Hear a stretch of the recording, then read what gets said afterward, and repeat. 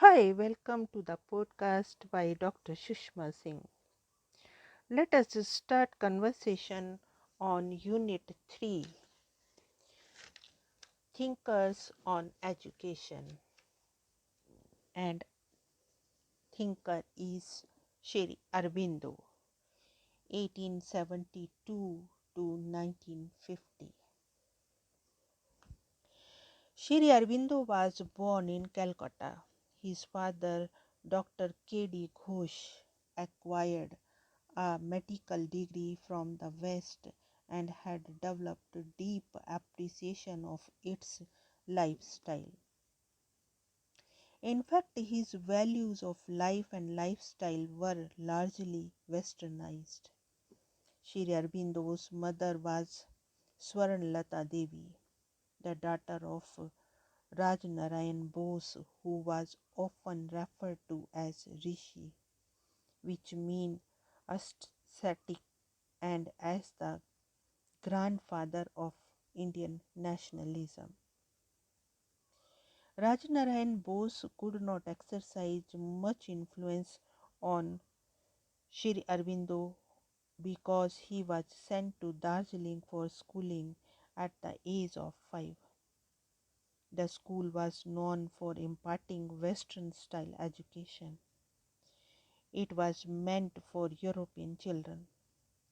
2 years later, his parents sent him to England.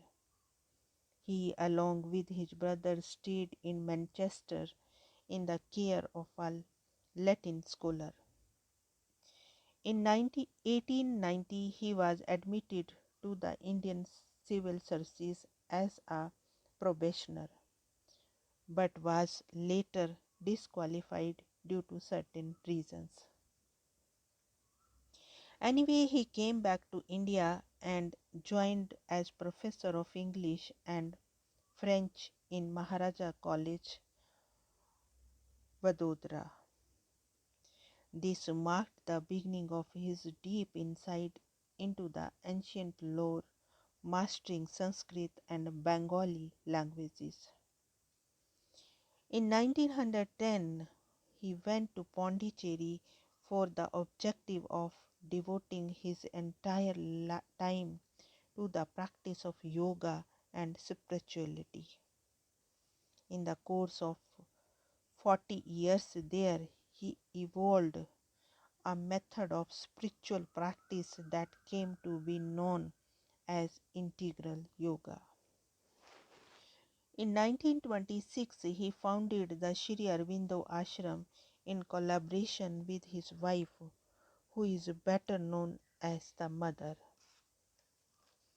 According to Sri Aurobindo, any system of education should be founded on the study of the human mind. The reason is simple. While the material with which artists deal is inert, that of educators and educationists is highly sensitive. The major defect in the European system of education is precisely its insufficient knowledge of psychology. The means through which education could be made meaningful was to acquire an understanding of the instruments of knowledge and develop a system of teaching which was natural, easy, and effective.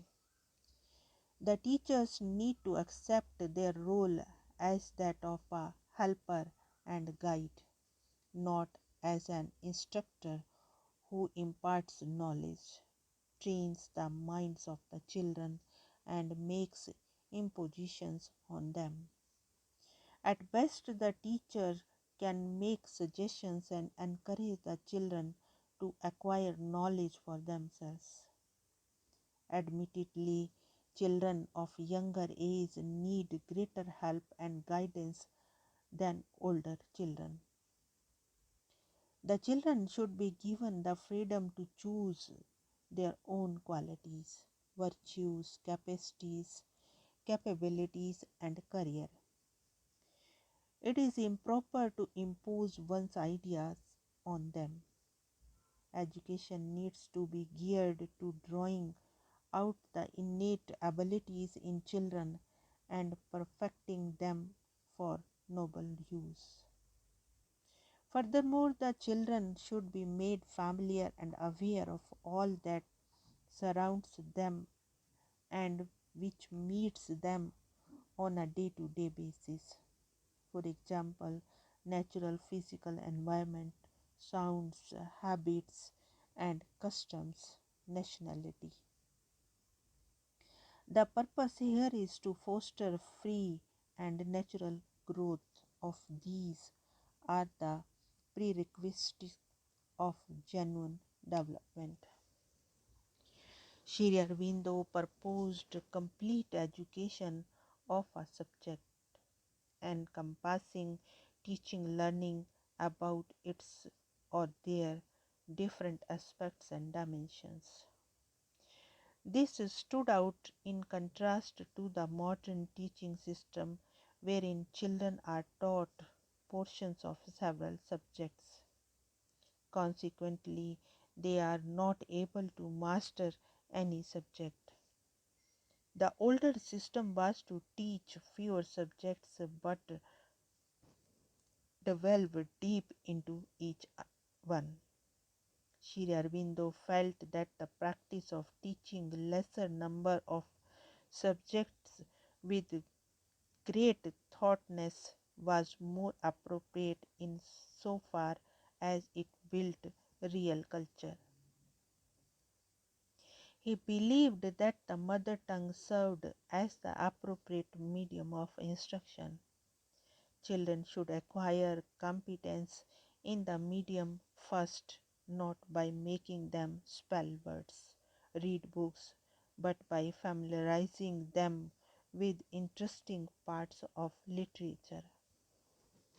A large part of this study should be devoted to the development of mental faculties and moral characters. The foundation for the study and appreciation of art, history, philosophy, and science could be laid at this stage itself. Often, the idea of universal education is pursued as a mission with complete disregard of what education is or what it should really ideally be.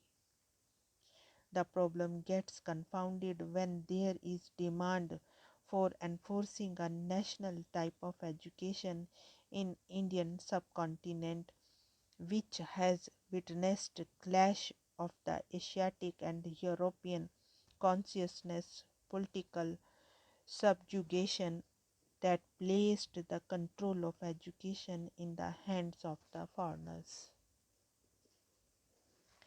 In such a situation, the call for national education is likely to raise disconcerting confusion till the ideas on the basic concept of education are made clear. It is also not appropriate to decry the education imparted in schools and universities in that they are denationalizing, degrading, and impoverishing to the national mind and character only because it is governed and controlled by the British. It is important to determine by ourselves the alternative, the principle, or the practice we propose to replace it with. Just taking over from the foreigners the control over the education and resting it with the indigenous agency that at best changes the medium of instruction and curriculum is not adequate for meeting the demands of the present, much less of the future. What is called for its development and education system proper to the needs, culture, and temperament of the people themselves. Does this mean return to the astronomy and mathematics of Bhaskara or return to the ancient chart and bullock cart in the name of Swadeshi.